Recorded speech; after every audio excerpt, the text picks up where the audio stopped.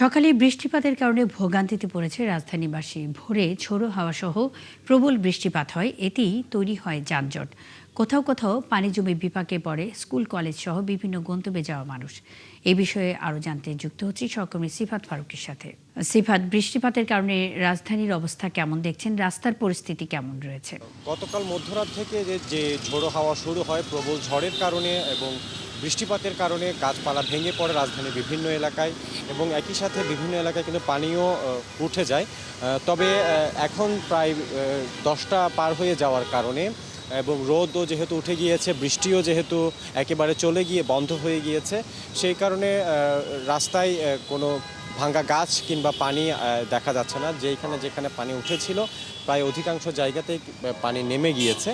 এবং তবে একটি বিষয়, যেহেতু আজ সপ্তাহের প্রথম দিন এবং আজ কর্মদিবস, সেই কারণে যে একই সাথে বৃষ্টি পড়ার কারণে রাস্তায় ভোগান্তি পোহাতে হয়েছে কর্মজীবী মানুষদের। সাথে আরও একটি বিষয়, আজ এসএসসি পরীক্ষা ছিল দুটি বিষয়ে, উচ্চতর গণিত এবং সাধারণ বিজ্ঞান।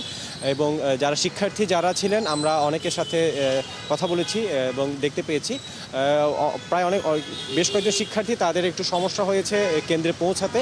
তবে উল্লেখযোগ্যভাবে তেমন কোনো সমস্যা হয়নি। সমস্যা যদি বিশেষ করে বলতেই হয়, অফিসগামী যে মানুষ যারা ছিলেন, যে গণপরিবহনগুলো ছিল, সেই গণপরিবহনগুলোই মোটামুটি বিভিন্ন জ্যামে ছিল এবং লম্বা সময় ধরে রাস্তায় আটকে ছিল গাড়িগুলো।